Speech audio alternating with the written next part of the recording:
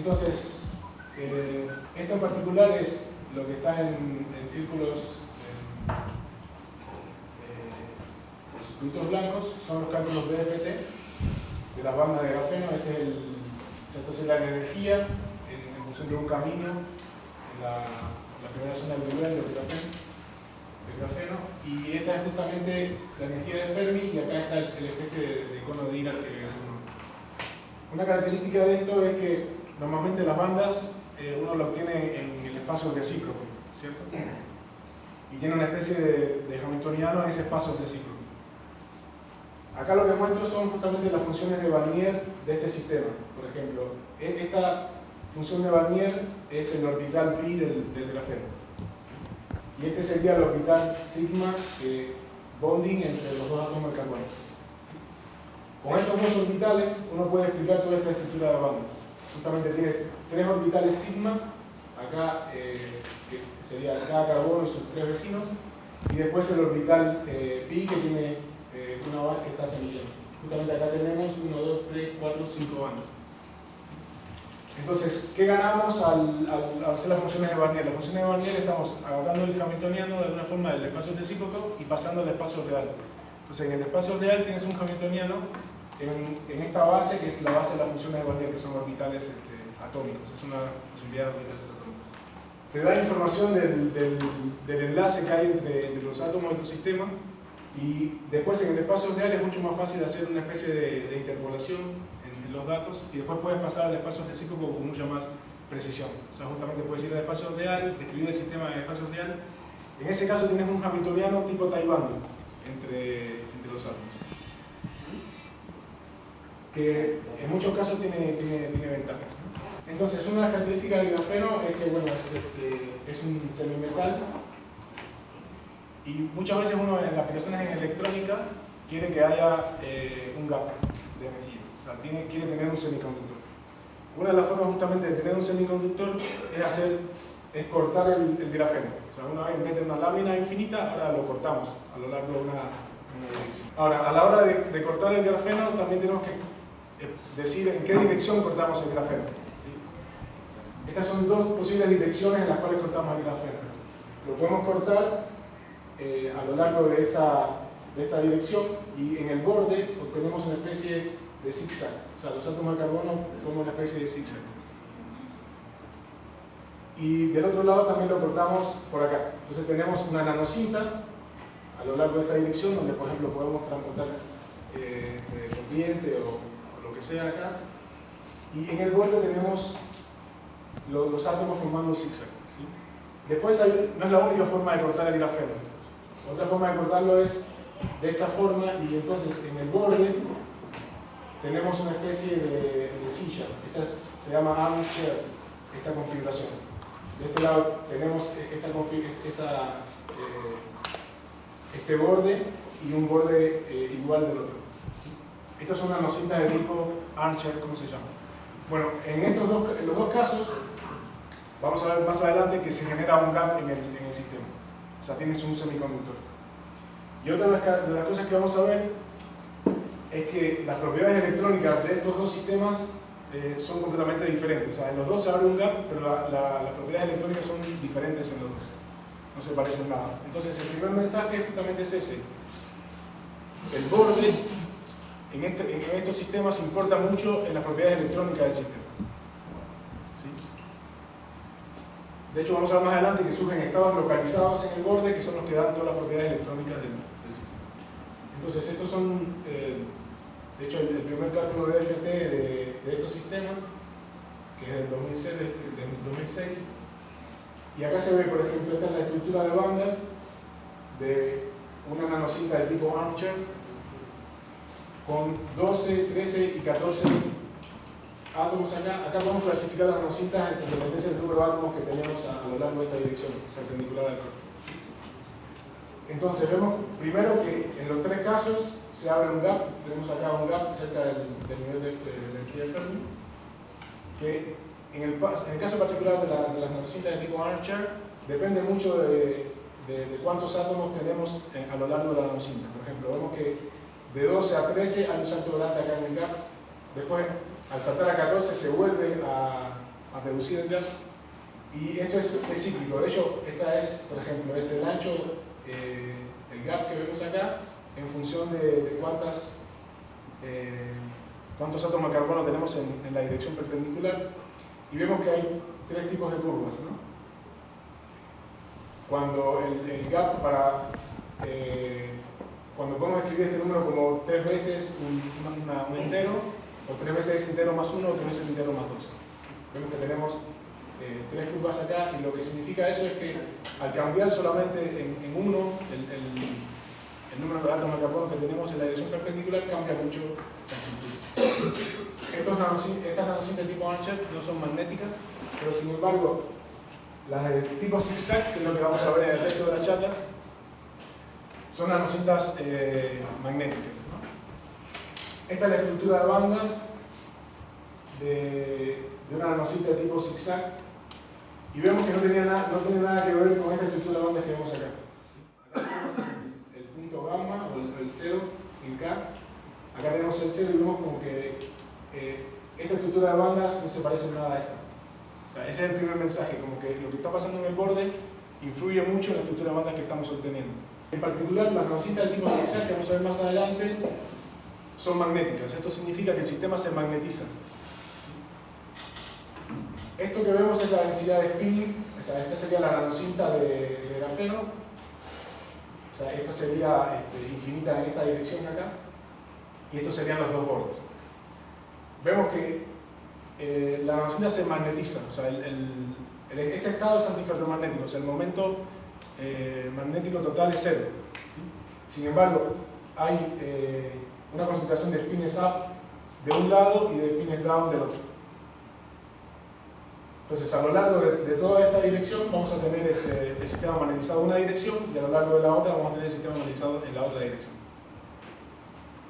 Y este es del mismo artículo del 2006, es justamente cómo varía el gap en función del ancho de la nanocinta, que es lo que estamos viendo acá. Vemos que en este caso ya no tenemos estas tres familias de curvas, tenemos una sola. Entonces, el primer mensaje de acá es que estas nanocintas tienen propiedades electrónicas interesantes, y una idea es seguir explotando esas propiedades electrónicas. De hecho, hay varios artículos y varias cosas que se han propuesto. Una de las cosas que se han propuesto es este artículo de 2006, que salió publicado en Nature. De vuelta tenemos acá el caso de una nanocinta, y en este caso lo que hacemos es que le aplicamos un campo eléctrico, ¿sí?, a esa nanocinta. Esta sería la estructura de bandas del estado no magnético, y esta sería la estructura de bandas que vimos anteriormente del estado magnético. ¿Sí? Como ustedes saben, los estados magnéticos en general aparecen en estados metestables. ¿Sí? En este caso, el estado fundamental, o sea, el estado de menor energía, es el estado antiferromagnético, que es el que vimos anteriormente, pero hay otros estados magnéticos metestables. En este caso estamos mostrando, por ejemplo, que es el estado no magnético, que tiene una estructura de banda medio parecida, pero no tan parecida. Por ejemplo, en este caso vemos que es un semiconductor, y en este caso no. ¿Sí? Entonces, ¿qué pasa cuando le aplicamos un campo eléctrico perpendicular al grafeno? Básicamente lo que pasa es que esta región cerca del nivel de Fermi se desdobla en dos. Entonces los spines up y down, como que vas a tener ahora dos ya, que en este caso coinciden. Acá tenemos una banda de spines up y una banda de spines down. En este caso se desdobla y tienes dos bandas. Y en particular, cerca del nivel de Fermi solamente tienes un tipo de spines. ¿Sí? Esto se conoce como un medio metal o half metal en inglés. ¿Sí? Es el caso donde tenemos un metal, pero solamente para un tipo de spin particular. Entonces, lo que pasa en este caso es que, como vimos con anterioridad, hay un tipo, esto es para campo eléctrico cero, tenemos los spines up de un lado y los spines down del otro. ¿Sí? En este caso se puso como alfa y beta en rojo y en azul, y directamente no vamos a tener ninguna característica de signo, sencillamente le cambiamos el color. Bueno, lo que pasa cuando aplicamos un campo magnético es que el potencial electrostático en esta región te hace bajar las bandas. Toda estructura de bandas que vemos acá baja un poco, y justamente los spines beta llevan al nivel de Fermi, que es esta banda que estamos acá. Y lo que pasa del otro lado es justamente lo opuesto. ¿Sí? El potencial electrostático que sube toda la estructura de bandas, y al final lo que te quedas es con esto que está acá. O sea, que solamente en el nivel de Fermi tienes un tipo de spin. Esto en muchos sistemas es interesante y es, o sea, como el tipo de cosas de sistemas que uno le gustaría tener para poder hacer después aplicaciones tecnológicas con eso. Esto mismo de la medio metalicidad se obtiene cuando hacemos terminaciones diferentes en ambos bordes. Por ejemplo, en este caso se ponen dos tipos diferentes de moléculas, NO2 y CH3, de un lado y del otro, y eso también induce una medio metalicidad en el sistema. Este es un artículo del 2008. Entonces, uno en principio querría tener estos sistemas, fabricarlos, estudiarlos, y de hecho se han estudiado los sistemas experimentalmente. Una de las cosas que pasa en estos sistemas es que es muy difícil cortar las nanocintas de grafeno de una forma bien perfecta. Normalmente en los trabajos experimentales lo que se ve es que el borde no es regular, es irregular. Este es uno de los bordes más regulares que se ve, pero es un pedacito bien chiquitito de nanocinta. Es un trabajo experimental de Science del 2009. Y este es un paper teórico del PRB también de 2009, donde se dieron cuenta que en realidad esta superficie tipo zigzag se reconstruye en una interfase diferente. O sea que esta configuración acá es más estable que lo que se ve experimentalmente. Es lo que se ve acá. O sea, acá tenemos, por ejemplo, un borde tipo zigzag y acá tenemos esta otra reconstrucción que vemos aquí. O sea que acá están está la imagen experimental y arriba está como donde estarían los átomos de carbono. Y se ve que, por ejemplo, que acá esta interfase es más estable que la de tipo zigzag. Entonces vemos que, por ejemplo, los procesos de reconstrucción en la superficie va a cambiar la interfase. Como la interfase es tan importante, también va a cambiar las propiedades electrónicas del sistema. Lo que se ha tratado de hacer a partir de ese momento es, bueno, encontremos otras formas de generar estas nanocintas de grafeno.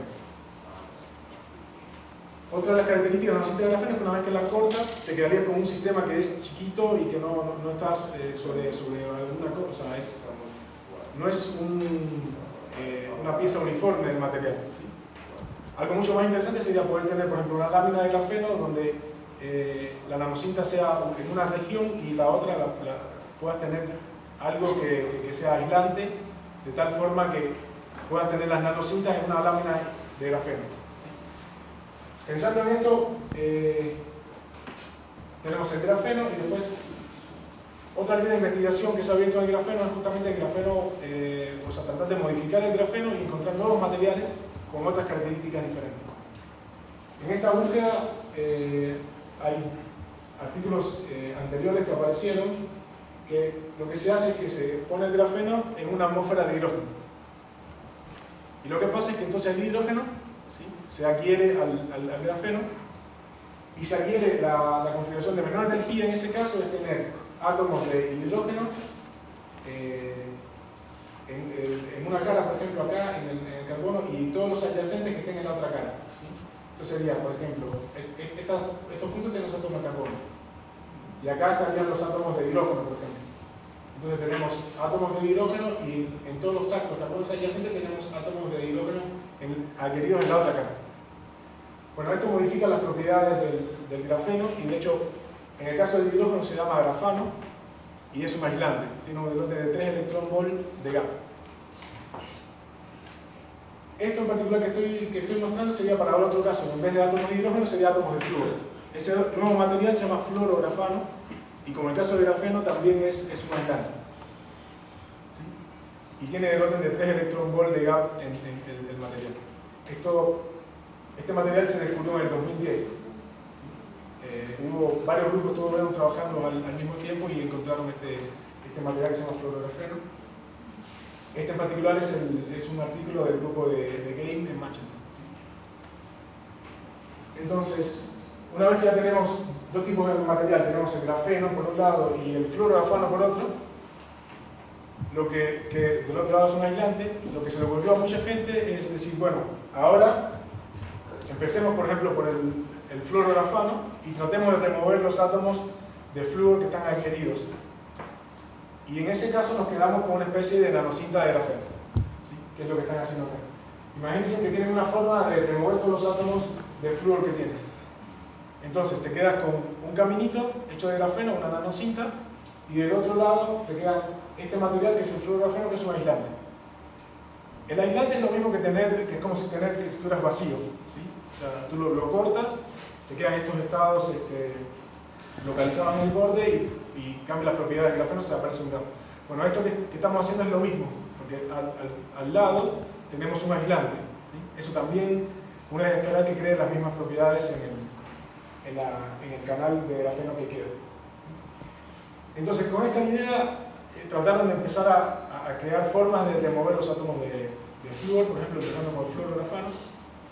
Este es un artículo experimental de NanoLetters de 2011, donde en este caso lo que hicieron empezaron con el fluorografeno y empezaron a bombardear con electrones, ¿sí? Por ejemplo, con un SEM. Entonces, controlando, por ejemplo, la cantidad de electrones, las de electrones que estás bombardeando al material, lo que hace es que los átomos de flúor salen en la región donde estás bombardeando con electrones. Entonces, puedes crear canales.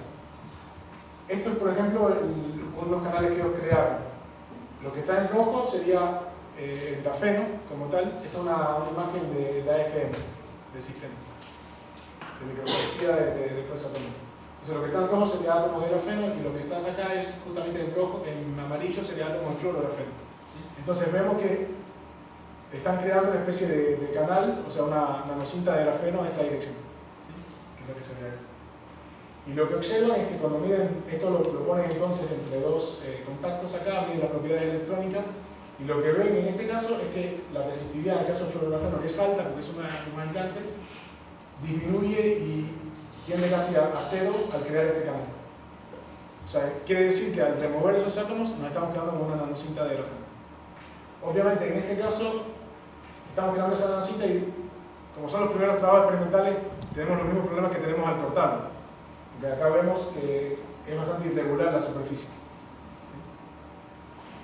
Pero una de las ventajas que tenemos en este caso es que ya tenemos una lámina homogénea de un material que podemos hacer una especie de litografía en ese material y nos quedamos con estas nanocintas de grafeno, y es como que podemos ahí ya crear transistores, podemos crear electrónica dentro de ese material que es una lámina uniforme. Este es otro artículo más reciente del año pasado, con esta misma idea, o sea, parten del fluorografeno y tratan de remover los átomos. En este caso, en vez de hacerlo bombardeando con electrones, lo hicieron con una punta de microscopía de fuerza atómica, ¿sí? Ellos dicen, yo no soy experimental, pero dicen que una microscopía de fuerza atómica caliente, o sea, de alguna forma hacen algo a la punta que cuando la pasan por esa región también elimina los átomos de flúor. Y ese, por ejemplo, después, o sea, hacen una imagen de AFM y ven que generaron un canal acá, una nanocinta de grafeno. Y como justamente la AFM tiene mucha resolución a nivel atómico, puedes crear realmente nanocintas de cualquier tamaño, o sea, de un espesor atómico, ¿sí? Y de vuelta, por ejemplo, sería lo que está en negro, sería las propiedades electrónicas de la lámina de grafeno antes de adicionarle el fluorografeno, o sea, antes de modificar sus propiedades, que tiene una resistencia, dado por esto. Y la roja sería lo que obtienen ellos acá después de remover el átomo de flúor. O sea, la hieren los átomos de flúor, le cambian las propiedades, después lo remueven y lo estudian. Y ven que, o sea, tienen una resistividad un poco, o sea, 10 veces mayor, pero disminuye muchísimo la resistividad. O sea, realmente están creando un canal de grafeno en esta región. La idea de lo que sigue es un poco estudiar estos sistemas, ¿sí? ¿Qué está pasando acá? Entonces, desde el punto de vista teórico, lo que tenemos sería una nanocinta de grafeno que está separada por nanocintas de fluorografeno, que es lo que vemos acá. Y justamente estos sistemas son los que vamos a estudiar a continuación, ¿sí? Ahora, utilizando la teoría de funcional densidad. Y en particular vamos a prestar mucha atención a la interfase. Como habíamos dicho que la interfase es muy importante para las propiedades electrónicas, vamos a estudiar dos tipos de interfaces. O sea, cómo afectaría que no sea perfecta la interfase tipo zigzag. Justamente sería el caso de que estamos en el caso de la interfase, que estamos fluorinando completamente la interfase o estamos, por ejemplo, fluorinando solamente parcialmente la interfase. ¿Qué significa eso? Bueno, acá hice una especie de aumenté esta región que está acá en la interfase y vemos que una interfase completamente fluorinada, que vamos a llamar interfase tipo alfa, sería esta, donde este sería el canal de grafeno, vemos que forma una especie de zigzag acá. O sea, este sería el caso perfecto, que estamos cortando perfectamente en una forma de tipo zigzag la interfase. Y lo que vamos a llamar interfase de tipo beta sería el caso donde acá solamente tenemos átomos de flúor en uno de los átomos de carbono de esta línea zigzag. O sea, de acá del borde estaríamos como tienes una línea de flúor encima y una línea de flúor debajo. Solamente acá estamos removiendo la línea de flúor que está en el carbono que está más cerquita del grafeno, ¿sí? O sea, se dan cuenta de que son dos interfaces diferentes. Entonces, en el caso, vamos a estudiar dos nanocintas en particular, esta de grafeno, fluorografeno. El caso donde tenemos dos interfaces de tipo alfa, o sea, tenemos una interfase de tipo alfa acá, completamente fluorinada, y otra acá. O sea, de ambos lados tenemos una especie de zigzag perfecto. Y en el otro caso vamos a ver el caso en que tenemos una interfase completamente fluorinada de este lado, pero parcialmente fluorinada del otro. A eso le vamos a llamar interfase de tipo alfa-beta.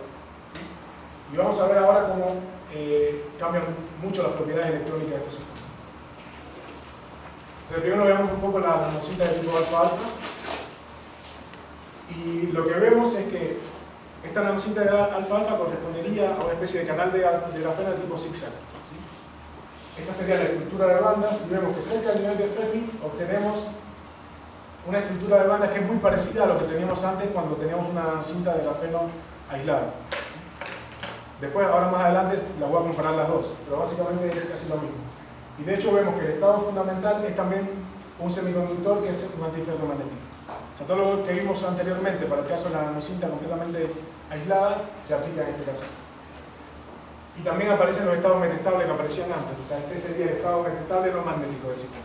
¿Sí? Con una diferencia de energía chiquita entre los dos, es 62.000 electrón-volt por átomo en el borde. ¿Sí?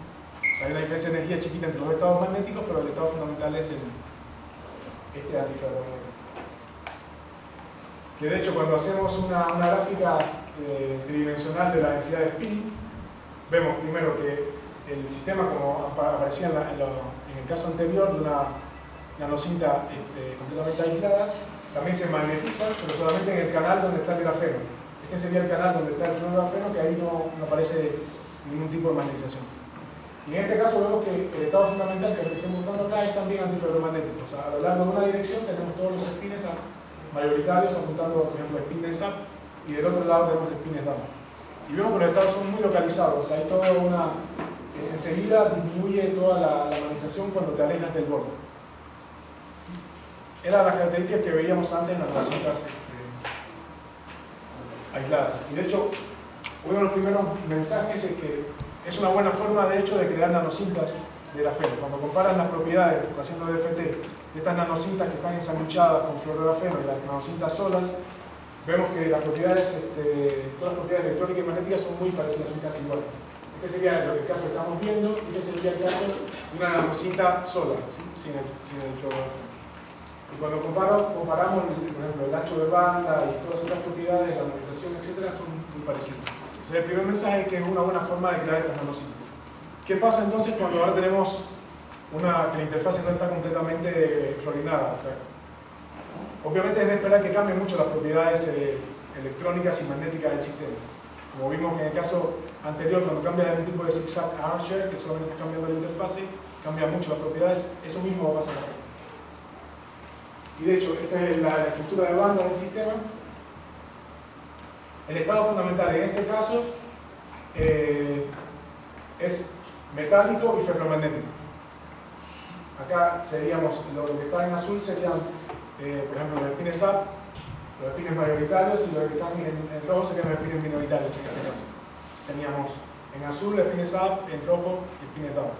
Vemos entonces que el nivel de Fermi pasa por acá, o sea que tenemos un metal y que el sistema es ferromagnético, como vamos a ver más adelante.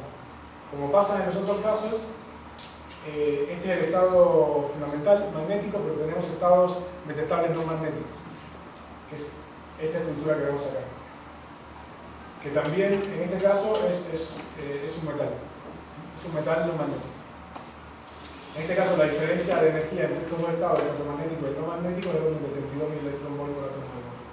Y entonces, cuando hacemos de vuelta el gráfico de la densidad de spin tridimensional, vemos que de vuelta la organización se concentra en la nanocinta de grafeno, pero en este caso tenemos un ferromagnético. O sea, tenemos rojo mayoritariamente a ambos lados de la nanocinta. O sea, vemos que solamente variando el nivel de fluorización de la superficie, cambiamos el estado magnético del sistema. Antes teníamos un antiferromagnético y ahora tenemos un ferromagnético. Entonces, bueno, esto seríamos lo que sabemos del sistema aplicando DFT. Como les decía, la idea no es quedarse con lo que tienen en DFT, sino tratar de entender eso que estamos obteniendo, o sea, qué está pasando acá adentro. ¿Sí? No quedarse con DFT, tratar de crear modelitos un poco más sencillos que te expliquen lo que estás viendo, ¿no? Y uno de esos modelos más sencillos es precisamente hacer una especie de modelo tipo time banding del sistema.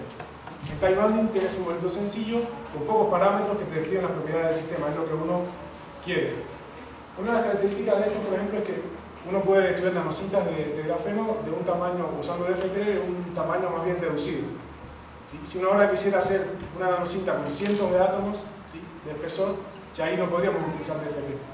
O sea, una de las cosas que estaríamos ganando acá, hacer un modelo más sencillo, que después que caracterizamos bien el sistema, podríamos estudiar, por ejemplo, sistemas más grandes. ¿Sí? Entonces, una forma natural de pasar a un modelo tipo time banding, por ejemplo, sería lo que les explicaba anteriormente. Calcular las funciones de Barnier del sistema. En las funciones de Barnier del sistema estamos yendo al espacio real y estamos obteniendo una especie de hamiltoniano de tipo time banding, donde están todos los hopping a primero, segundo, tercero, n vecinos incluidos dentro del hamiltoniano. Obviamente, no todos esos hopping son importantes. Entonces, justamente, una vez que tienes el hamiltoniano exacto, time banding del sistema, puedes empezar a tirar términos y quedarte con los que son importantes, con los que son los que te describen las propiedades del sistema. En particular, por ejemplo, este sería el caso de la nanocinta tipo alfa-alfa. Tenemos en negro la estructura de bandas obtenida por DFT, y lo que tenemos en rojo es la estructura de bandas que obtenemos utilizando las funciones de Barnier del sistema. Para las funciones de Barnier del sistema usamos solamente los orbitales pi en el canal de grafeno, y después, para describir toda la parte del fluorografeno, vimos que es más importante un enlace de tipo bonding SP entre el carbono que está acá y el fluoro que está arriba. Esta sería la función de Barnier equivalente a ese orbital, que obviamente solamente dibujé las tres primeras, pero estos orbitales estarían en cada una de estas uniones carbono-fluoro. Solamente dibujé estas tres para que se pudieran ver gráficamente. Entonces, básicamente lo que tenemos de los orbitales pi contribuyen a estas bandas que están cerca de Fermi, estas que vemos acá. Y justamente estas bandas de tipo SP antibonding de las uniones carbono-fluoro son estas que bajan acá. Estas bandas que vemos acá, con la cresta que baja acá, es generada por este tipo de orbitales, que de hecho de alguna forma son las que empujan un poco esta banda hacia abajo. Entonces, usando solamente con orbitales pi y con estos orbitales SP del carbono del fluoro, podemos estudiar toda la estructura de bandas al menos la parte que nos interesa, la estructura de bandas del sistema. Y hicimos lo mismo para el caso de la interfaz de tipo alfa-beta. O sea, usando el mismo tipo de función de Barnier, podemos también de vuelta describir las propiedades del sistema. En este caso, de vuelta tenemos un hamiltoniano de tipo time banding. En este caso, como es un sistema magnético, tenemos un hamiltoniano para spines up y otro para spines down, con todas las propiedades del sistema. Entonces, la idea, por ejemplo, es una vez que ya tienes toda esa información, la idea es crear modelitos más sencillos. La forma más sencilla es quedarte con los términos más importantes y hamiltoniano de tipo time banding. Este sería para un estado, un hamiltoniano para un time banding no magnético del sistema, teniendo en cuenta solamente el hopping a primeros vecinos y la autoenergía de cada uno de los carbonos. Son modelitos time banding sencillos, con dos parámetros, y obtenemos esta estructura de banda que vemos acá, con parámetros obtenidos de las funciones de Barnier. Y vemos que todas las características fundamentales del sistema ya están descritos acá, están capturados ahí con 2 parámetros.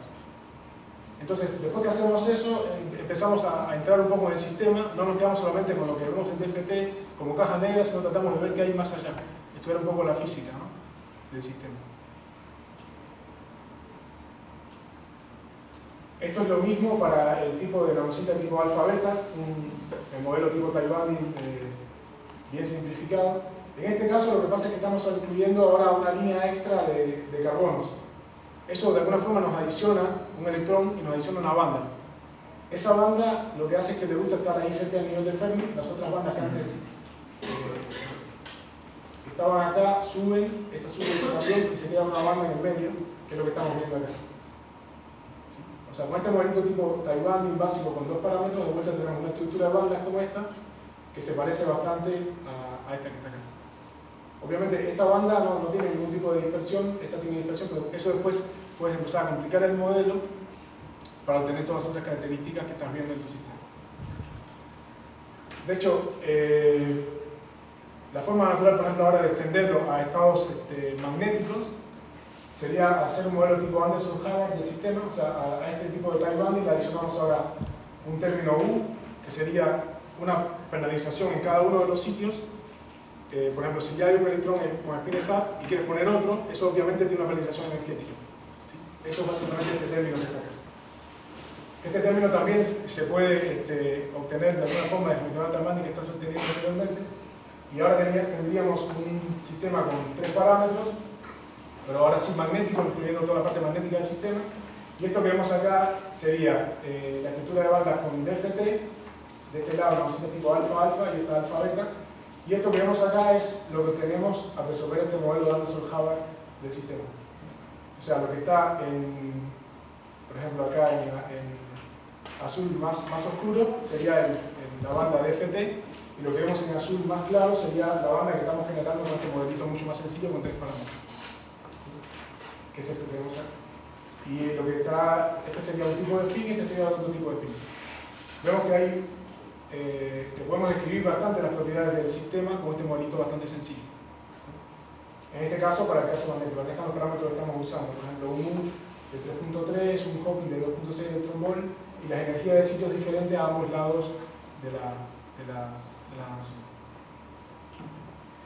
Entonces, esto sería, bueno, toda la parte de encontrar las propiedades electrónicas del sistema y magnéticas y tratar de entenderlas. Y ahora vamos a ver rapidito, ya que estamos terminando, cuán estables son estas nanocintas. Porque habíamos visto que a los átomos de flúor les gusta difundir. Tenemos un átomo de flúor en un grafeno y a él le gusta saltar de un carbono al otro. ¿Sí?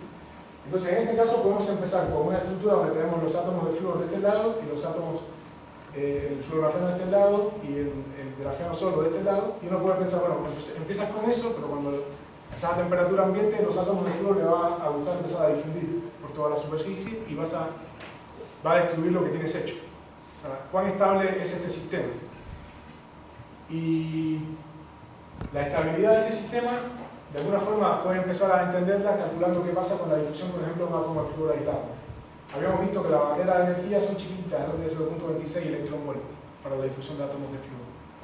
Entonces lo que hicimos fue, este sería la barrera de difusión si saltas al carbono vecino, después a este que está acá y a este, sería el 1, 2, 3 que se ve acá.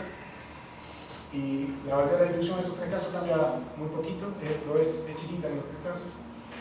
Y estos serían para la interfase tipo alfa-alfa y para la interfase tipo alfa-beta, la barrera de difusión obtenida en todos los caminos posibles en ese caso. O sea, un átomo de flúor, por ejemplo, que salta de este sitio a este, o de este sitio acá, o de acá a acá, y este átomo de flúor, igual, o sea, aquí tenemos todas las posibilidades, y vemos que a los átomos de flúor que están en la interfase les cuesta mucho más difundir. La barrera de energía acá, en el caso de un átomo de flúor aislado, es de 0.26 electronvolt, y todas estas barreras de energía, incluso en la interfase alfa-alfa, son casi 2 electronvolt o mayores de 2 electronvolt. O sea, la barrera de energía aumenta 10 veces, o casi 10 veces. Y esta barrera de energía, si se acuerdan la ley de Arrhenius, está en un exponencial, lo cual significa que la frecuencia de saltos aumenta mucho. O sea, disminuye mucho la frecuencia de saltos. Lo que significa que estamos ganando mucha estabilidad al poner los átomos de flúor cerca de la interfase. Y otra característica de estos sistemas es que siempre ese salto a su vez implica un aumento de la energía del sistema. Por ejemplo, esta es la diferencia de energía entre el estado final y el inicial, y siempre el sistema aumenta más de 1 electrón-volt su energía solamente al saltar un átomo de flúor al carbono vecino. O sea, no solamente significa que al átomo de flúor le va a costar porque hay una botella de energía grande, sino también porque el sistema va a aumentar su energía. O sea, posiblemente si uno de estos átomos de flúor salta, después le va a gustar volver, lo que significa que el sistema va a ir disminuyendo su energía. O sea, en principio podríamos difundir estos átomos, pero uno esperaría que estas interfaces fueran estables, que de hecho es lo que se ve experimentalmente. En los sistemas que les mostré, experimentalmente se ve que cuando hacen los canales en el fluorografeno, esos canales se mantienen con el tiempo, no es que después se destruyen. Entonces, bueno, esto sería todo. Y como conclusiones generales podemos decir que el mensaje que le quería transmitir es que nunca se queden con el DFT, que traten de entender lo que están obteniendo en el sistema. Si ustedes, por ejemplo, no pueden hacer estos modelitos más sencillos, siempre hay algún físico de los que tienen al lado o alguien de los que tienen al lado que lo sabe hacer. Y lo interesante de todo es explorar esa sinergia entre los diferentes personas con diferentes, por ejemplo, uno hace DFT, el otro hace de tipo tie binding o le gusta hacer un Howard, y la idea es, bueno, juntémonos, hagamos algo conjunto y el trabajo en general va a ganar mucho en eso. Para mí esa es la idea más importante que les quería transmitir. Y bueno, eso es todo. Y acá está de vuelta este trabajo fue hecho en colaboración con Robert, que es un estudiante de doctorado, Simin, que está trabajando en Australia, Gonzalo, que está en Bariloche, y François Pérez, que está en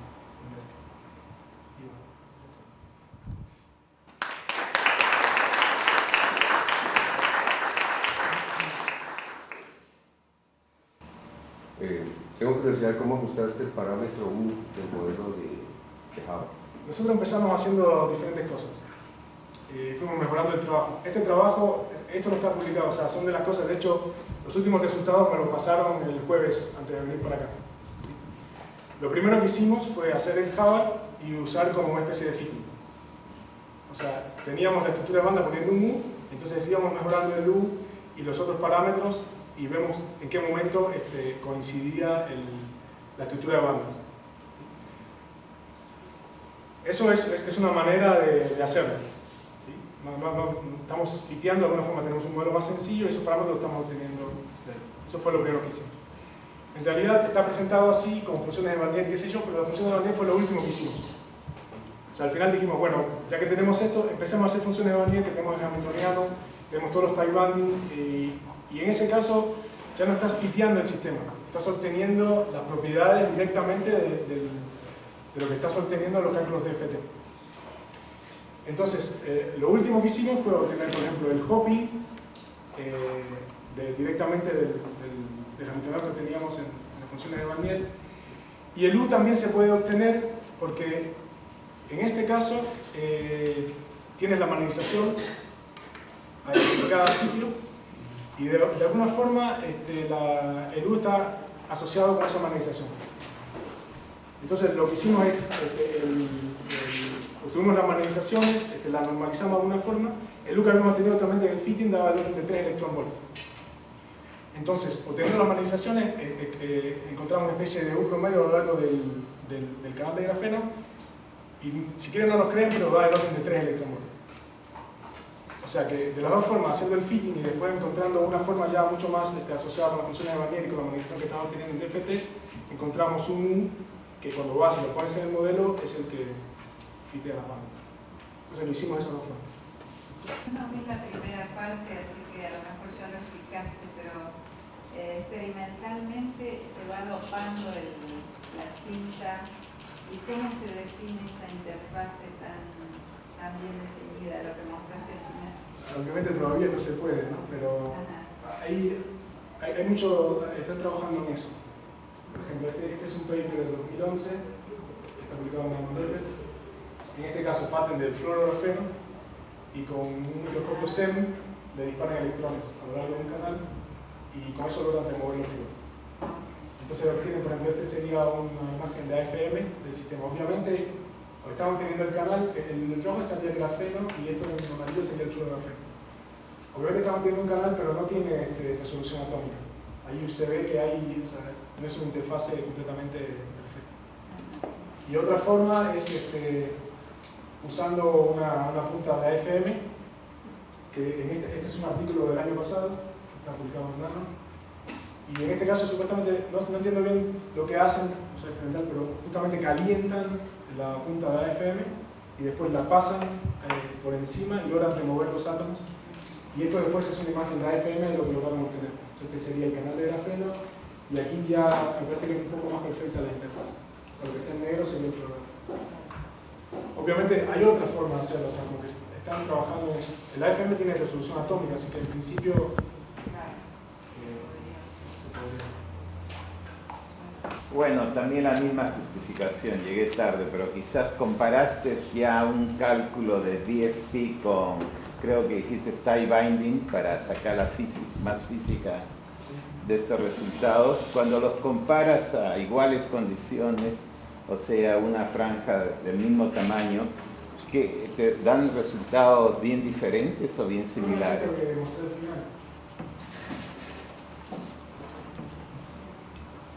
Este es un modelo de Taiwán sin incluir el U. Aquí está comprado directamente, pero está más abajo, sí.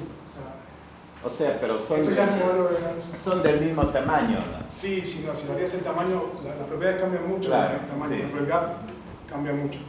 O sea, esto es para nanocitas del mismo tamaño, si no, no puede escribir. O sea, ahí está mostrando, ¿cuál es? Acá es acá lo que está en negro es FT. Oh, yeah. Y lo que está en azul es la... Taiwán. No, perdón, al revés. Lo que está en azul es el DFT y este es el Taiwán.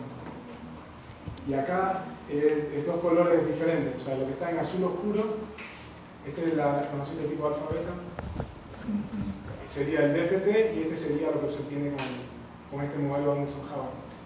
Y lo que está en rojo clarito sería la otra manzana. Es una descripción bastante buena. De hecho, el trabajo...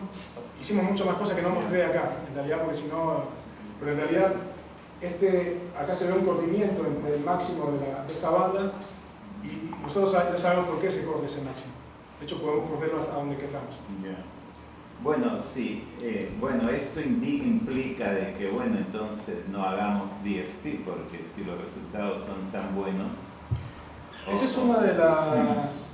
O sea, hay muchos grupos que hacen hamiltonianos efectivos. Por ejemplo, en mi grupo ahí en Bariloche, o sea, somos orden de 20 personas fijas. DFT ahora yo soy el único que hago. Todos los otros hacen hamiltonianos efectivos. Sí. Pero cuando hacen hamiltoniano efectivo, es un modelo sencillo, ahí están ahí los parámetros. Pero ¿y cuánto es el U? ¿Cuánto es la energía de sitio? ¿Cuánto es el hopping? Entonces ellos mismos lo que hacen hamiltoniano efectivo vienen a buscarlo a mí. O sea, y me parece que no es... Uno hace una cosa y uno hace otra y uno es mejor que otra. Me parece como que la idea es que colaboremos con las herramientas que ustedes tienen. Yo puedo entender un poco lo que está pasando con mi DFT y yo le puedo aportar mucha dosis de realidad. Porque esto es hamiltoniano efectivo y ¿cuánto es el parámetro? Y ese parámetro de U cambia muchísimo las propiedades.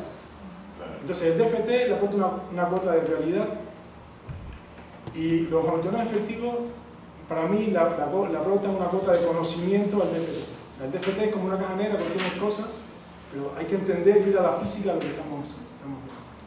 Al menos nosotros ambos estamos contentos. Yo estoy contento de la interacción con ellos y ellos también contentos. No lo vemos como una competencia, sino como una colaboración. Claro, y está bien, yo no hago Taiwán, no tengo... Yo tampoco, o sea, estos resultados... Pero mi experiencia con los químicos es de que no se debe usar Taiwán porque ya la química no da prácticamente nada correcto. Pero es su opinión, yo no lo he comprobado. Puede ser, pero la propiedad física sí. Y esa es la razón por la que ellos simplemente no lo usan. O sea, prefieren no gastar cientos de horas en supercomputadoras. Otra de las cosas que yo decía, que mencionaba, por ejemplo, es que yo puedo hacer unas cositas chiquititas. cuando el grado se pone corto, ¿qué propiedad tiene una nanocinta con 100 átomos de ancho? No sé. Claro que los problemas son diferentes porque en la vida práctica tú no trabajas con cintas infinitas. En 100 átomos es una... No, por ejemplo, la longitud estás considerando que es infinita, ¿no? Pero en ese caso bien, porque tenemos condiciones periódicas. Claro, por eso pues, ¿no? Pero en el caso, cuando vas a hacer dispositivos, tú trabajas con un pequeño grupo de esos átomos, ¿no? O sea, tienes ya pequeñas o grandes moléculas, ¿no? Que bueno, ahora los tamaños son, digamos, unos cuantos nanómetros por unos cuantos Armstrongs de ancho y unos cuantos nanómetros de largo.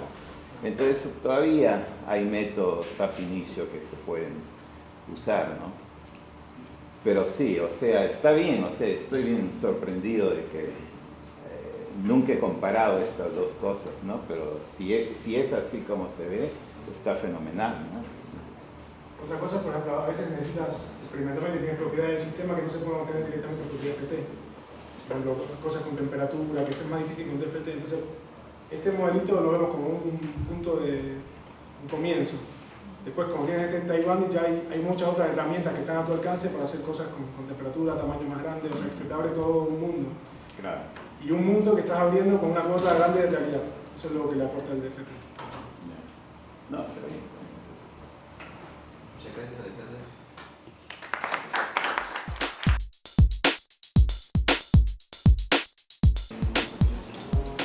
Bueno, seguimos con la siguiente presentación. La doctora Perla Balbuena. Bueno, siguiendo un poco con la idea que se transmitió, creo, en la charla anterior, queremos ver cómo utilizar los resultados de DFT, trasladarlos a modelos más sencillos. Y bueno, también la idea es que a veces nos interesan propiedades en sistemas más grandes de los que podemos manejar con DFT. Entonces, les voy a contar cómo hacemos para modelar el problema, porque, bueno, esa es una de las cuestiones que se nos presentan primeramente.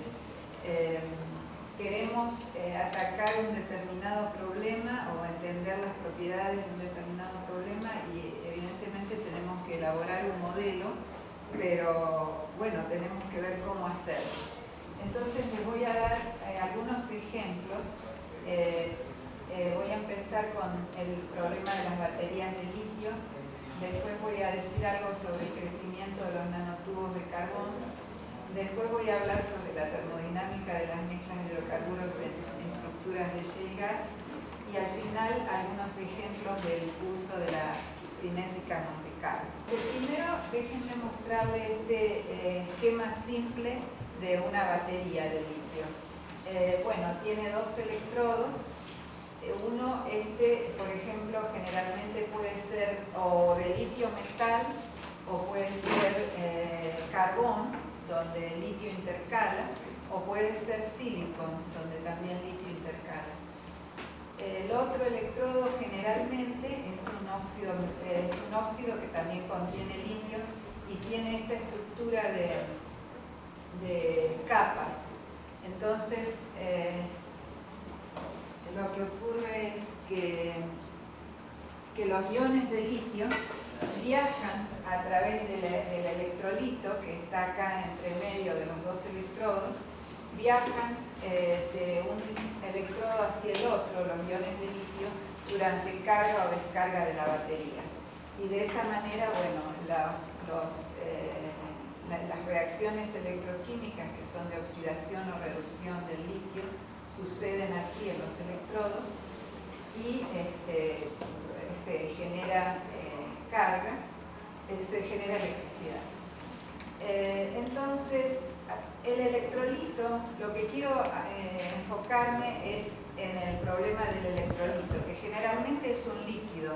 Es un líquido, puede ser de tipo orgánico y a veces tiene, tiene sales de litio.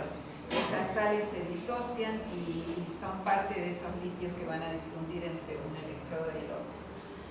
Es muy importante que ese líquido tenga ciertas propiedades, como que sea buen conductor de iones, que los efectos de solvatación, porque tiene un solvente y una sal, y los efectos que suceden en las interfaces del producto y el electrodo también son muy importantes. Hay problemas de tipo práctico, por ejemplo, que conciernen a la estabilidad del sistema, de la batería, y también a la seguridad, porque todos sabemos que en muchas ocasiones hay problemas de seguridad con las baterías, o sea que el litio reacciona fácilmente con agua, por ejemplo, con pequeñas cantidades de agua, puede haber explosiones y demás. Y bueno, todo eso juega un papel muy importante el electrolito. Entonces, electrolitos no acuosos son los que generalmente se utilizan precisamente por esto, para evitar la presencia de agua, pero también requieren una serie de condiciones, y la más importante es la estabilidad, y eso es lo que les voy a explicar en esta slide que sigue. Aquí tengo los dos electrodos, y en cada uno de ellos el litio está presente con un determinado potencial químico. Digamos que es el potencial químico de litio en un electrodo, y este es el potencial químico de litio en el otro electrodo.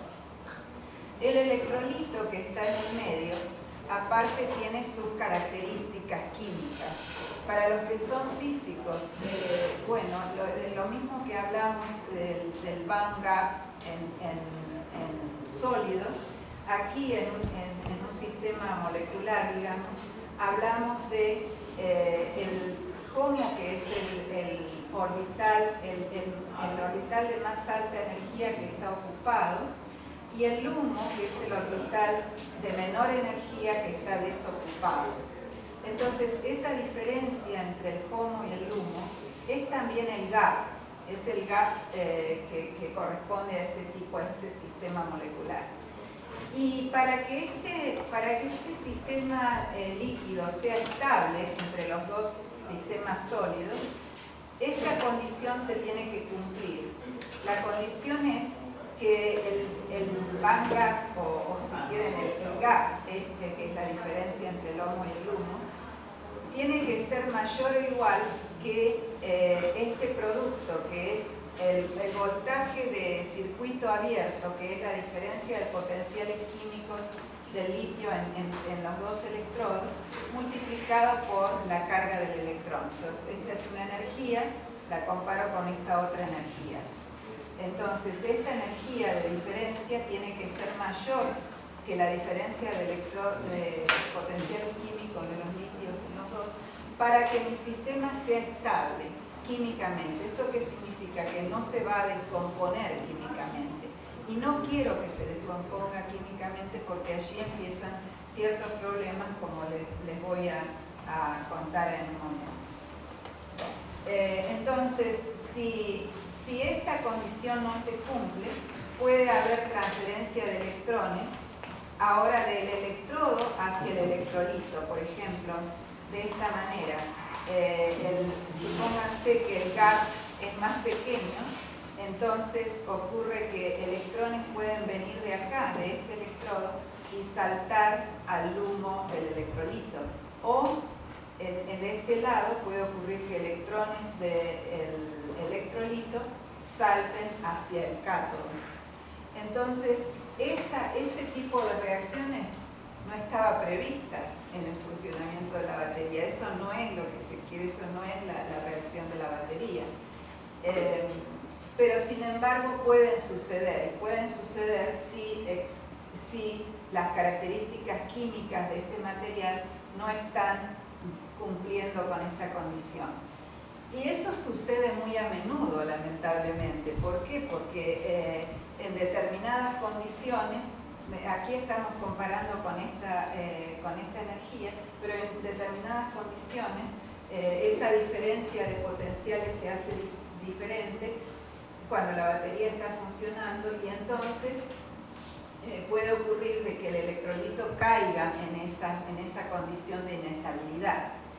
¿Qué pasa si eso sucede? Bueno, si eso sucede, ocurren reacciones químicas y el electrolito se descompone, por ejemplo el solvente se descompone y se empieza a formar una película aquí en la superficie del electrodo. Esa película, bueno, se conoce como SEI, que es Solid Electrolyte Interface, y es una película que en algunos casos puede llegar a ser protectiva del electrodo, puede proteger al electrodo mecánicamente, y en otros casos no, puede ser que se abran grietas, por ejemplo, y sucedan cosas. Bueno, ya les voy a explicar qué pasa con el caso del silicio más adelante. Entonces, la idea es, bueno, vamos a ver qué podemos hacer para entender cómo se forma esto. Porque si entendemos cómo se forma, cómo se va nucleando, fíjense que la composición química es bien variada. Tiene un montón de productos, por ejemplo, tiene fluoruro de litio, tiene óxido de litio, tiene carbonatos, otros polímeros, poliolefinas, semicarbonatos. Es multicomponente. Entonces, imagínense que ¿qué hacemos frente a este problema? ¿Cómo lo encaramos? Sabiendo que tenemos las herramientas de DFT, queremos estudiarlo desde el punto de vista teórico. Desde el punto de vista experimental también es complicado, no es tan sencillo. ¿Por qué? Porque no es tan fácil. Bueno, se pueden hacer, por ejemplo, análisis espectroscópicos y ver qué componentes se encuentran, por ejemplo, y eso evidentemente se hace. Pero los detalles de cómo se forma, cómo es esta estructura de bloques, etc., no se sabe nada. Entonces, y es necesario saberlo, porque como digo, en algunas ocasiones, para algunos materiales funciona bien y para otros no. Entonces queremos saber qué podemos cambiar en el electrolito para que eso sea útil o mejore la eficiencia de la batería. Y bueno, para eso tenemos que entenderlo un poco más. Bien, entonces, ¿qué podemos modelar? ¿Qué aspectos podríamos modelar en este problema? Bueno, lo primero que a uno se le ocurriría, y mucha gente hace en el área de baterías, es estudiar la litiación. Y esto es importante porque aun si la capa esta se ha formado, litios tienen que seguir ingresando a la estructura del electrodo. Así que tengo que saber cómo funciona la litiación, cómo es el proceso de incorporación de litio a la estructura del electrodo. Es más, experimentalmente se pueden obtener curvas de voltaje versus cantidad de litio incorporado a la batería. Entonces, podemos sostenernos a esas curvas teóricamente. Y sí, eso se hace.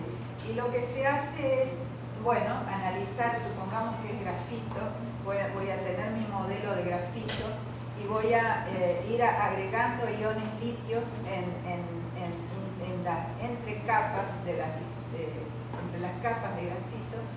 y voy a ir calculando la energía. Obviamente voy a tener que ir testeando posiciones, etcétera. No es trivial, voy a tener que hacer un trabajo sistemático para averiguar eso, pero se puede hacer. Una vez que voy obteniendo eso, voy obteniendo el delta G de la reacción de inserción versus el número de litios que he agregado al sistema. Y bueno, eso puedo compararlo con el experimento. Eso es útil, es una propiedad que se obtiene y que es útil.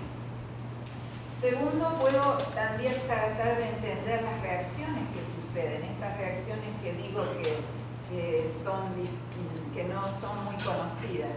Voy a ver cómo las puedo entender en la etapa de nucleación, o sea, al comienzo, cuando recién eso empieza a formarse. Y luego esto sería ya más difícil aún, es entender el crecimiento y la evolución de esa capa cuando la batería está funcionando. Bueno, les voy a contar algunas de las cosas que hemos hecho en este aspecto y cómo compara con el experimento, etc. Estas son, solo para que vean cualitativamente el fenómeno, estas son imágenes de microscopía que muestran cómo el litio se incorpora prácticamente a esa superficie del electrodo.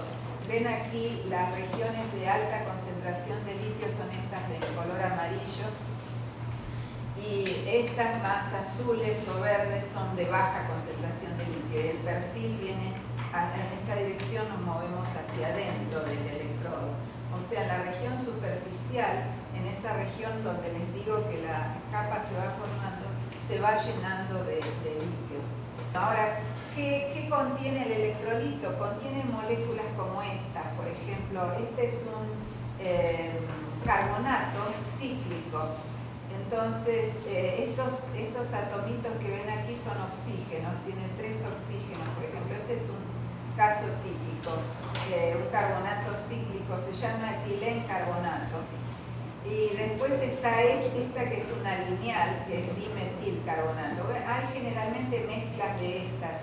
Ocurre que el etilencarbonato es muy bueno, pero a temperatura ambiente es un sólido. Cuando es sólido, la difusión de los iones litio es más baja. Entonces se agregan estos otros carbonatos lineales para hacerlo un poquito más líquido y que los iones difundan más rápido. Muy bien, ¿qué pasa? ¿Cómo se forma esta capa de SDI?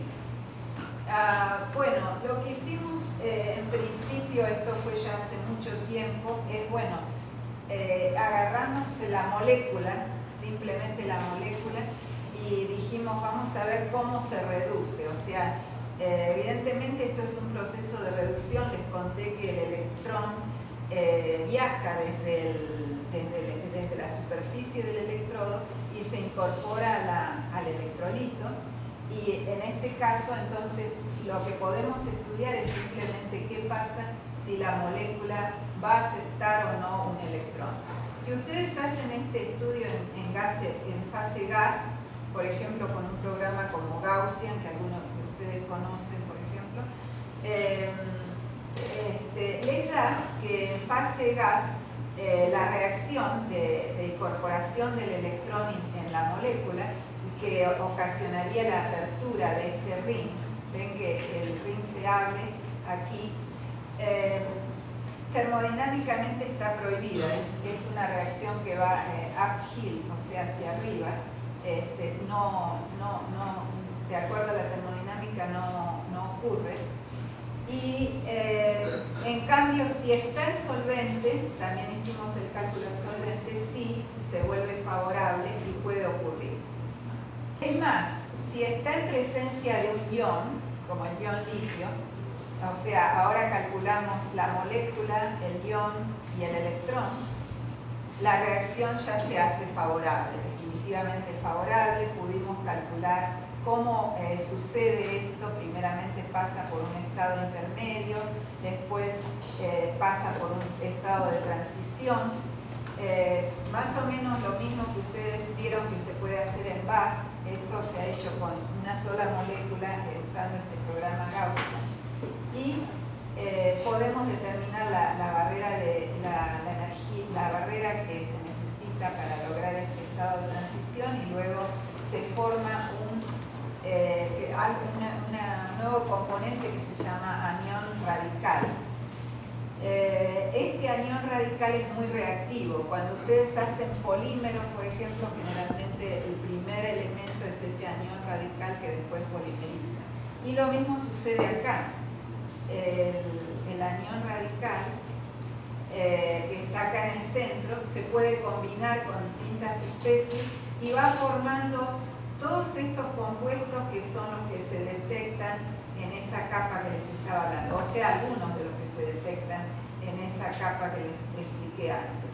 O sea que sí, estas son las etapas iniciales de formación de la película. Después también analizamos el rol de aditivos. ¿Por qué? Porque hay gente que ha descubierto experimentalmente que si ustedes le agregan cierto tipo de aditivo y lo agregan en bien pequeñita cantidad, mejora tremendamente la formación de esa capa y la performance de la batería. Entonces, por ejemplo, esta molécula, que es bien parecida a la que les mostré antes, solo que acá tiene un doble enlace y se llama vinilencarbonato. Esa molécula mágicamente la descubrió Sony en los años 90 y de allí la patentó y ahora la usa todo el mundo. Es realmente, le agrega muy poquitito de eso y mágicamente soluciona el problema cuando se usan electrodos de carbono. Ahora, ¿por qué sucede? Bueno, se estudiaron entonces los casos, de nuevo, gas phase, solventes, etc. Y se ve que la reducción es similar, excepto que los productos son un poco diferentes debido a eso del doble enlace, pero el mecanismo de reacción es muy similar. Es más, todavía aún hoy se está discutiendo cómo actúa el BC en realidad.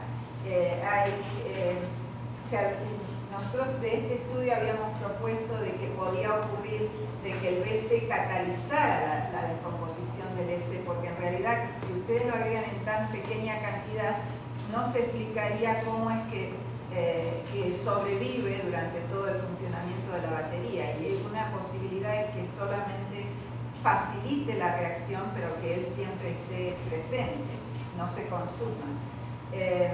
O esta otra opción que es que inicie la descomposición, y son de alguna manera similares. Después, ¿qué pasa? Después oligomeriza, o sea, se forman ya polímeros de las especies que se van formando. Aquí ven otras reacciones de oligomerización que hemos estado estudiando y estas son otras. O sea, cómo estas especies se van agregando. Bueno, todo esto también se puede estudiar con este tipo de cálculos que son basados en DFT para entender el fenómeno. Ahora, la siguiente pregunta es ¿cuál es el rol de la superficie? Porque hasta ahora no lo he incorporado, no lo he tenido en cuenta a la superficie. Y para eso les voy a mostrar otro caso más extremo, que es el electrodo de silicio. Hoy en día el electrodo de silicio se lo está testeando. ¿Por qué? Porque el silicio tiene una capacidad mucho mayor que el carbón, en realidad es un orden de magnitud mayor que la del carbón, para atrapar litios. Entonces el almacenamiento, la capacidad del electrodo de silicio es mucho mejor, pero tiene sus problemas. Como vemos aquí, después de muchos ciclos, primeramente cuando se va litiando se va hinchando, se va hinchando, se va deformando, ya no es el silicio cristalino, se va deformando, después se puede fracturar, como ven aquí. Cuando se forma el SI al principio puede que sea muy bueno, pero después también se hace demasiado grande en ocasiones. Bueno, hay muchos problemas con estos electrodos. Ahora se está recurriendo a las nanoestructuras y demás, pero bueno, es algo que se está estudiando. Y quiero mostrarles entonces de esto cómo lo enfocamos, qué cosas estudiamos y cómo lo hicimos. Para estudiar la reducción del electrolito lo hicimos en función del estado de la litiación, de la naturaleza de las caras que están expuestas, del sólido, ¿no es cierto?, del electrodo sólido, la funcionalización, qué grupos funcionales se pueden encontrar en la superficie, o la presencia de aditivos. En este caso hay otro que contiene flúor que también se utiliza. Finalmente también, esto en colaboración con el doctor Seminario, estamos haciendo transferencia de electrones a través de la capa esa, y les voy a mostrar un resultado de eso. Entonces, estos son las distintas composiciones de átomos, de estructuras sólidas conteniendo silicio, conteniendo litio, quiero decir, silicio-litio, que hemos analizado. Eso, la cantidad de silicio aumenta en esta dirección y también estudiamos diferentes superficies, vimos cuál era la superficie más estable, la analizamos con distintos grupos funcionales, por ejemplo con hidrógenos, porque en la superficie quedan silicon que están no saturados. Entonces los saturamos con hidrógeno, con oxígeno o con OH para probar, para ver qué resultados dan en cuanto a la reacción. Y además, como dije, en la cantidad de litio que está presente. Aquí están las características del modelo que utilizamos, o sea, fue hecho con BAS, con este funcional PV, con este cutoff, y aquí están el número de K-points que se utilizaron. Después de ahí, una vez que optimizamos esas superficies, las llevamos hicimos la dinámica, porque como dije, queremos saber qué pasa en las etapas iniciales de la reacción. Entonces hicimos un poco de dinámica, también usando BASF. Aquí están las características de esos cálculos. Y estudiamos un sistema que está en contacto, o sea, nuestro objetivo es estudiar la región de interfase entre el sólido, la superficie del sólido, y el líquido que está ahí. Y en las tres diferentes funcionalizaciones, por ejemplo aquí. Bueno, ¿qué observamos? Observamos algo bien interesante. Para todas estas distintas superficies, observamos que la reducción ocurre de manera similar. ¿Cómo ocurre? Esta moleculita, que es la misma que les mostré antes, se va en su viaje estamos a temperatura de 400 Kelvin, fueron las simulaciones. En su movimiento debido a la temperatura, se acerca a la superficie del electrodo y se acerca de manera de formar un bond un enlace entre el carbono y el silicio.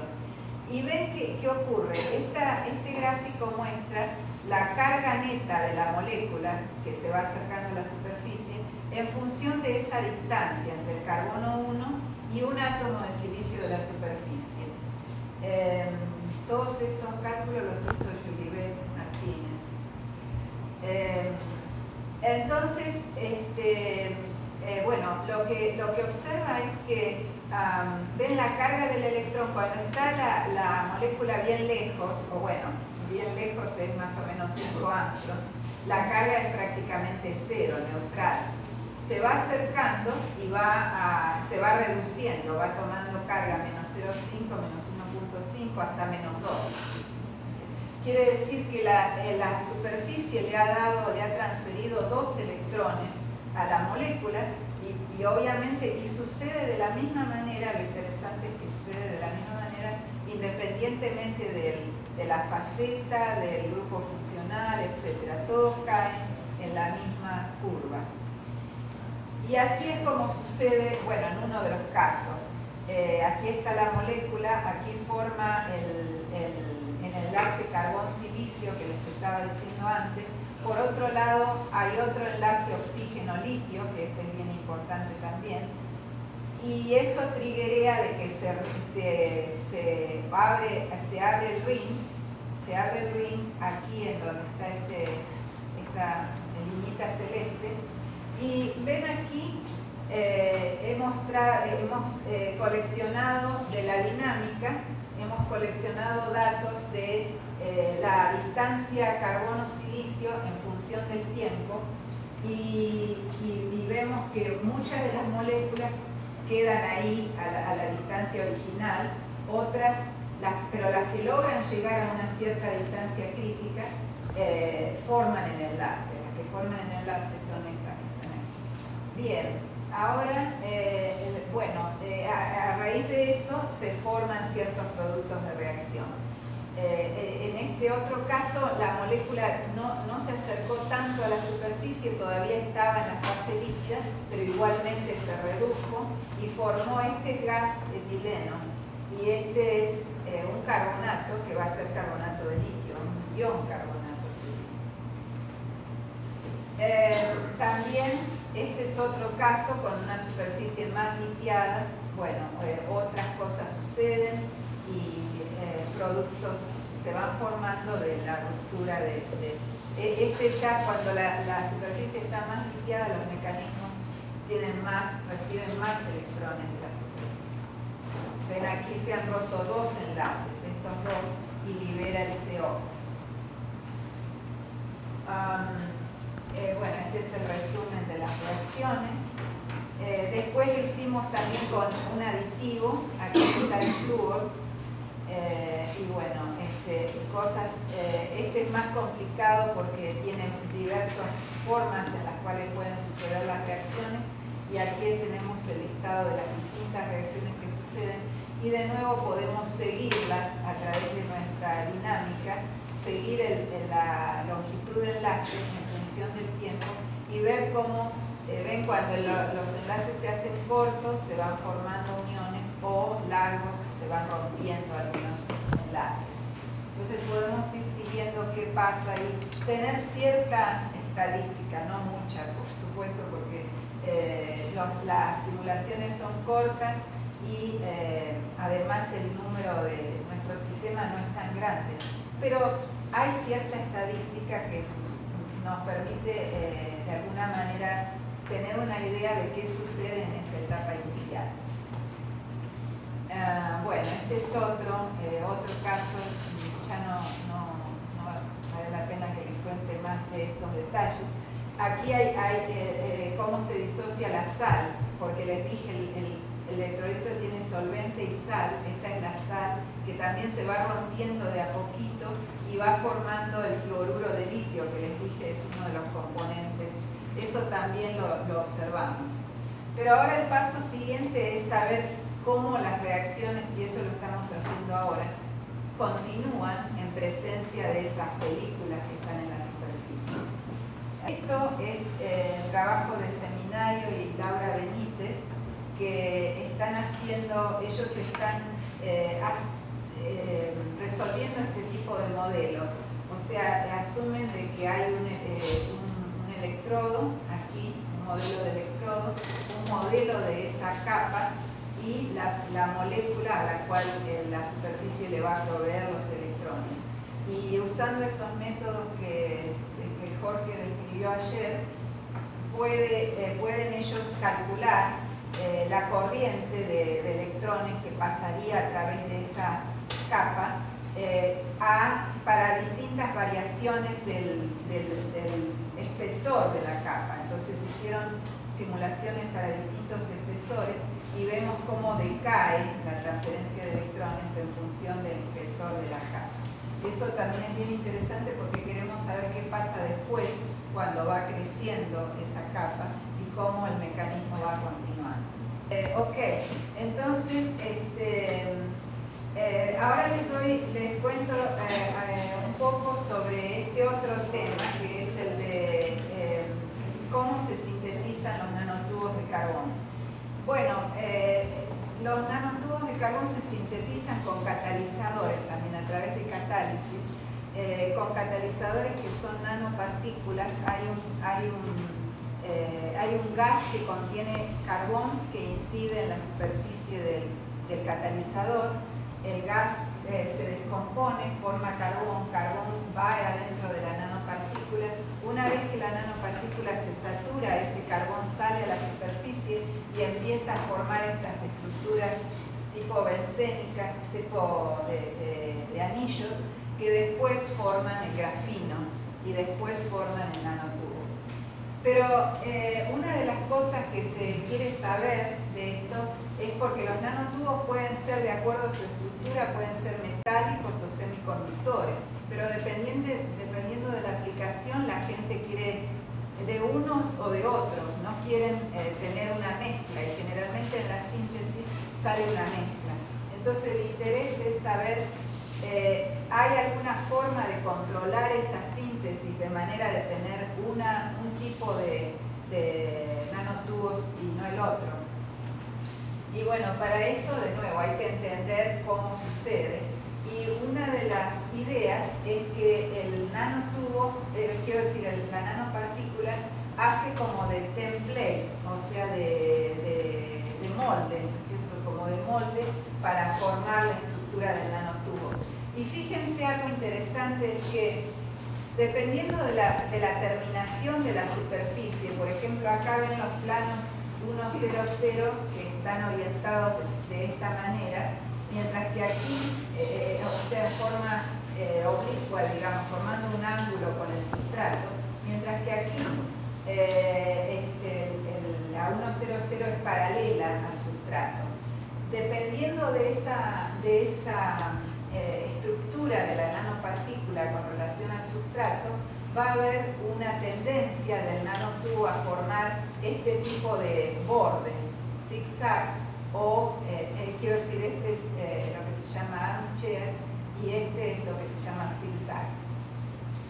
Bueno, eso en principio es interesante, es una idea interesante. Ahora, la gente se pregunta cómo puede suceder eso si la reacción se produce a 1000 Kelvin. Y a 1000 Kelvin, ustedes saben, la nanopartícula se meltea. Está melteada porque es muy pequeña. Aunque sea de níquel, níquel, su punto de fusión es más o menos 1500, 1700 Kelvin, pero eso en bulk. Pero en la nanopartícula es mucho menor. Y ya 1000 Kelvin está prácticamente líquida. Entonces, ¿cómo es posible de que esto puede, digamos, se pueda controlar de esa manera para obtener esa... Bueno, en realidad lo que puede estar ocurriendo, y eso lo estamos investigando todavía, es que la interacción de la partícula con el sustrato sea lo que le esté proveyendo esa estructura. O sea, la interacción de la nanopartícula con el sustrato le va a hacer cambiar el punto de fusión a la nanopartícula. ¿Por qué? Porque los átomos ya no van a estar tan libres de moverse como lo están si está la nanopartícula sola, ¿no es cierto?, aislada. Y esa puede ser una de las razones que este molde pudiera funcionar. Pero solo quiero mostrarles cómo pasamos a otro tipo de análisis. Esos que les mostré en esta slide corresponden a cálculos de DFT, donde identificamos qué fases nos dan las determinadas viralidades, etc. Calculamos energías y demás. Pero después dijimos, bueno, podemos hacer algo para entender cómo crece el nanotubo. Hicimos lo que se llama dinámica molecular clásica, pero reactivo, un campo de fuerza reactivo. Quiere decir que el modelo de Force-Field puede abrir bonds y formar bonds. Bueno, eso es toda una tarea de tratar de desarrollar el force field para que los cálculos de DFT macheen con las propiedades que a uno le interesan por ejemplo, para formar el carbón. Si estoy modelando carbón-carbón, bueno, el de carbón-carbón en realidad ya estaba desarrollado, hay un modelo de Brenner. Nosotros lo tomamos a ese modelo y lo Thursos-Brenner, y lo utilizamos para adaptarlo a esta situación, porque en realidad el carbón que se forma todavía está en contacto con el metal, así que no es simplemente carbón-carbón. Y después desarrollamos uno que es el de carbón-metal, basado también en ese tipo de modelos. Y podemos, por ejemplo, caracterizar estas curvas de evolución del número de átomos en función del tiempo, las etapas de nucleación, etc. Se pueden hacer para distintos tamaños de partículas. Y y aquí vemos cómo las cadenas van creciendo y luego el nanotubo va creciendo. Bueno, si quieren, para distraerlos, les voy a mostrar este movie, que es el crecimiento del nanotubo de carbón. Lo que ven aquí, los átomos en azul es el catalizador de níquel. En verde están, simplemente son átomos de carbón, solo que le dimos distintos colores para identificarlos. Aquellos que se quedan en el interior de la partícula, los que salen a la superficie y se mueven en la superficie los pintamos de rojo y los demás quedan con ese color verdecito.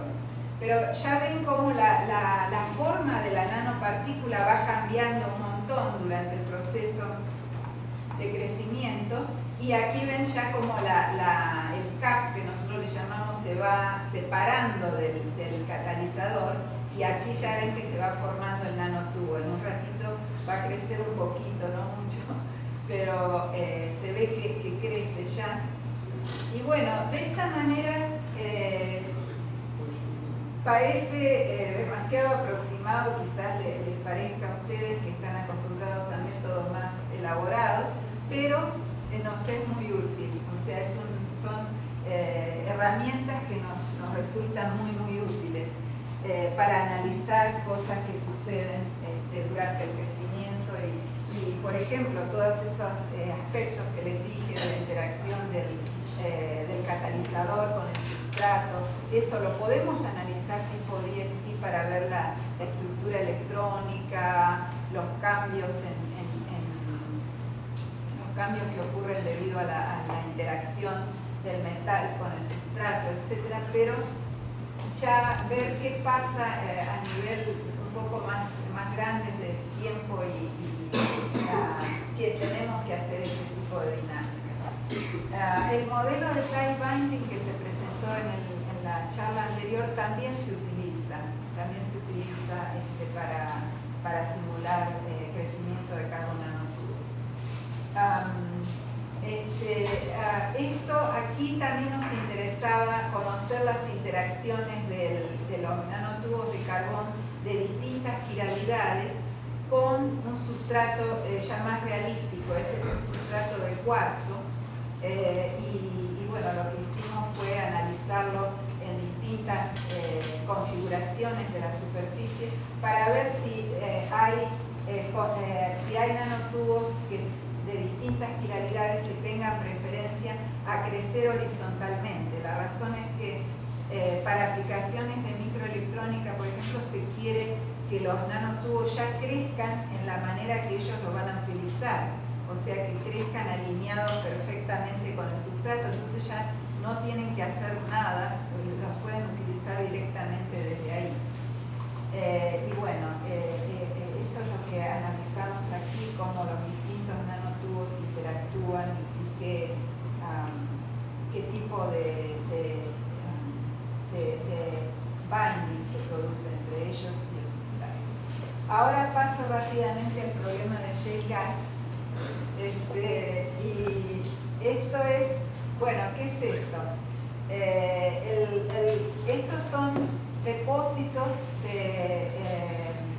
de gas y petróleo que se encuentran en ciertas profundidades debajo de la superficie terrestre, y los poros tienen esta escala de tamaños, entre 1 y 20 nanómetros. Y hay una tremenda diferencia entre la termodinámica de lo que ocurre en esas condiciones, en estos medios. Por ejemplo, aquí les muestro como un ejemplo, esta es la estructura de agua líquida, digamos, esta es una estructura de agua líquida. Y esta es una estructura de agua que está confinada entre dos planos paralelos de grafino. Y ven que la estructura es perfectamente ordenada, está en las mismas condiciones de temperatura y densidad, pero la estructura ven que es totalmente diferente y es debido a la interacción del agua con las paredes del contenedor. Y eso es más o menos lo que ocurre en Es así lo que se observa con micrografías. Por ejemplo, lo que llaman querogén, que es esto, que son como estructuras que se ven como unas estructuras de carbonos aromáticos, como moléculas aromáticas, y que están como en stack, algo así como un carbono amorfo, más o menos. Bueno, lo que hicimos fue, lo más simple es simularlo, representarlo con un modelo de planos paralelos de grafeno, de distintos espesores, y aquí sí hacemos Gran Canónica del Monte Carlo para simular, lo que hacemos es simular las isotermas de absorción de los fluidos adentro de esos poros. Este es un diagrama de fases de un T, temperatura, densidad, y este sería un diagrama de fases para un fluido común, ¿no es cierto? Tendríamos el envelope la envoltura que me va a estar indicando la presencia de las dos fases. Bueno, y lo que ocurre en el poro, esto está calculado con un modelito bien sencillo, simplemente para discutir qué es lo que pasa si variamos la interacción, la fuerza de interacción entre el sólido y el fluido relativo al fluido con el fluido. Y hicimos cálculos para diferentes valores y vemos que hay un desplazamiento del diagrama de fases en función de eso. Esto es para un tamaño de poro fijo. Después también hicimos, bueno, esto es para determinar condensación capilar, porque obviamente adentro del poro se pueden producir transiciones de fase que no ocurren normalmente, y estas transiciones de fase pueden ser no solamente condensación de vapor a líquido, sino también de líquido a sólido. Se observan esas experimentalmente, y bueno, aquí hay una serie de cálculos con un modelo sencillo para ver cómo esos diagramas de fase van cambiando, y estos diagramitas que ven aquí son individuales para las distintas transiciones, para la transición de lo que se llama condensación capilar, y para otras, esas que le llaman layering transitions, que también indican un equilibrio entre dos fases de distinta densidad. Bueno, esto ya es más reciente, es actual, que estamos haciendo para el metano, y este es el diagrama de fases para densidad, presión para el metano. Se hizo para, bueno, estas son las isotermas que les digo, de las simulaciones obtenemos las isotermas y de allí el diagrama de fases. Y lo hicimos para distintos tamaños de poros y determinamos las condiciones de presión y temperatura crítica. Esto es lo que corresponde al fluido en bulk. Para el metano es 190 Kelvin. Ven cómo varía en función del tamaño de poro, 170 hasta 82 Kelvin. Y para la presión crítica de 4.600 kilopascal hasta 2.5 kilopascal, es una variación tremenda. Lo mismo para el etano, también se hizo cálculos similares. Este es solo para un dado tamaño de poro. Y después aquí en la tabla mostramos para los distintos tamaños de poro. Y de allí pasamos a calcular las mezclas. Bueno, hicimos lo mismo. Calculamos isotermas de absorción ahora para las mezclas. Y esto es para los dos componentes a determinadas condiciones. Y de allí podemos trasladarlo a un diagrama presión-composición. O sea que este es el diagrama de presión-composición para metano con etano, y este es el estimado punto crítico. Y ahora ven aquí, resumo para las distintas condiciones, para la misma mezcla metano-etano. Este es el diagrama de fases que se conocía de hace mucho tiempo para las condiciones de bulk. Y este es el diagrama de fases en las condiciones de un poro de 5 nanómetros. ¿Ven?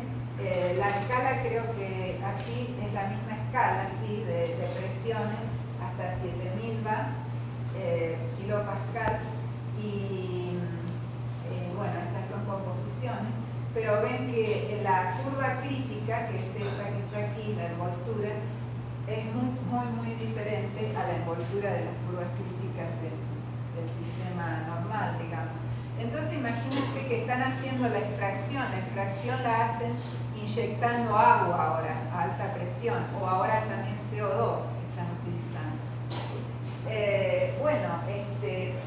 La extracción va a ser, inclusive los equipos que se utilicen tienen que ser totalmente diferentes si ustedes tienen un sistema como este o como este, porque se pueden encontrar que es totalmente gas o que hay dos fases, o sea, es bien diferente.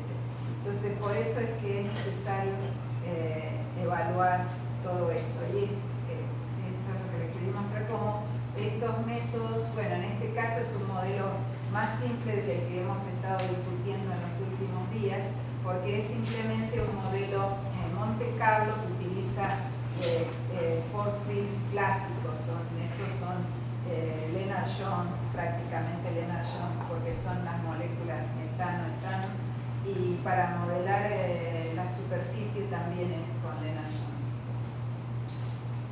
Finalmente, creo, voy a hablar sobre lo que dejé pendiente el otro día, que es el asunto de las nanopartículas y que se están disolviendo en medio ácido. Bueno, quería continuar ese tema y mostrarles cómo aplicamos la cinética de Monte Carlo. Esto lo hizo Rafael Calle-Astobar, que también estuvo en mi grupo. Esa es una molécula de dinámica clásica y muestra cómo los átomos de oxígeno sobre la superficie, cómo van cambiando para la superficie, la rugosidad de la superficie para distintos niveles de oxidación. Después le agregó agua ácida, y ahí tenemos un modelo de agua que también es capaz de disociar al agua, formar protones y OHs, y bueno, agregamos también algunos iones cloro y sodio, y vimos cómo agua se agrupa sobre la superficie. Esta es una aleación, tiene cobalto. Aquí al modelo le incorporamos los parámetros, algunos de los parámetros que obtuvimos de BFT a este modelo. Y acá vemos cómo evoluciona la forma de la nanopartícula en las condiciones de oxidación. Bueno, eso es simplemente para mostrarles eso, y lo último es lo de la cinética Monte Carlo. Bueno, ocurre que en estas nanopartículas metálicas, como dije ayer, se desea minimizar la cantidad de metal caro que se utiliza. Una idea fue, porque se observó de que durante el funcionamiento de la celda de combustible, el metal no noble se va disolviendo, y la partícula resulta que al examinarla bajo microscopio y rayos X y demás, se observa de que adquiere una forma hueca, o sea, solo queda el platino prácticamente, y en el interior queda prácticamente hueco, o poroso al menos. Entonces dijeron, bueno, tal vez esta sea una forma más útil de tener nuestro catalizador, simplemente un catalizador hueco o con menor cantidad nos evitamos el problema de sintetizar la partícula con el metal adentro y demás. Entonces lo que dijeron es, bueno, vamos a hacer la eliminación selectiva del metal ese, y hay procedimientos para hacerlo, electroquímicos y demás. Entonces lo que tratamos de modelar aquí es, usando una cinética Monte Carlo, a ver si podemos emular ese proceso de síntesis. Hicimos un programa que incorpora esta dinámica Monte Carlo, que ahora les muestro el algoritmo en la próxima, Es una red de 3 dimensiones.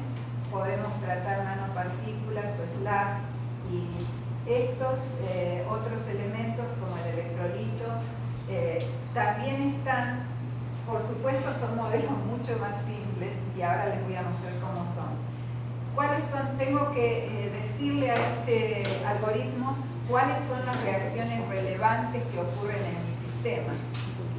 Supongamos en este caso yo quiero que los átomos difundan, entonces voy a incorporar las reacciones de difusión. Podría ser las reacciones de disolución, podría ser absorción, lo que realmente piense o mi intuición me diga o pueda, ayudándome con experimentos, pueda ir determinando estas son las reacciones más relevantes que ocurren. Las listo y después trato de identificar sus parámetros, porque bueno, tengo que modelarlas también, tengo que darle un modelo sencillo para que este programa pueda ir en cada paso, puede ir determinando qué reacciones se producen, modificando el látiz y continuando la evolución. ¿Pero qué obtengo? Bueno, obtengo cuáles son los perfiles de composición en mi partícula, puedo obtener unas velocidades de reacción efectivas, puedo hacer un análisis del área de superficie, que eso es también bien importante para catálisis, y puedo analizar cómo se va sucediendo ese diálogo. Esta es una de las reacciones de las ecuaciones que se utilizan, es una ecuación tipo Arrhenius simplemente.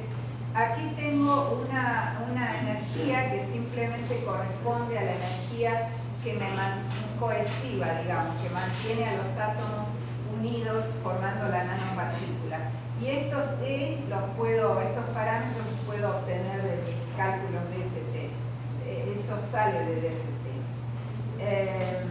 Después tengo esta otra parte que me incorpora en este caso el efecto del potencial. Esta es una diferencia de potencial porque, como les dije, esto es un fenómeno electroquímico, entonces quiero incorporar el potencial electroquímico y aquí es donde lo incorporo. Hay partes hay parámetros que van a surgir de cálculos más básicos y otros que vamos a utilizar experimentos o estimaciones. Pero básicamente funciona así. Primero inicializamos, calculamos con esos valores iniciales las velocidades, determino cuáles son las reacciones posibles y calculo cuál sería el delta T, o sea, el tiempo que tardaría en suceder esas reacciones. Elijo la reacción con el mínimo delta T, actualizo, hago que suceda, actualizo el látiz y el tiempo y bueno, y después continúo. Bueno, aquí evidentemente necesito también prefactores. Esos prefactores generalmente no los tomamos de experimentos. Se podría evaluar de DFT, pero no son tan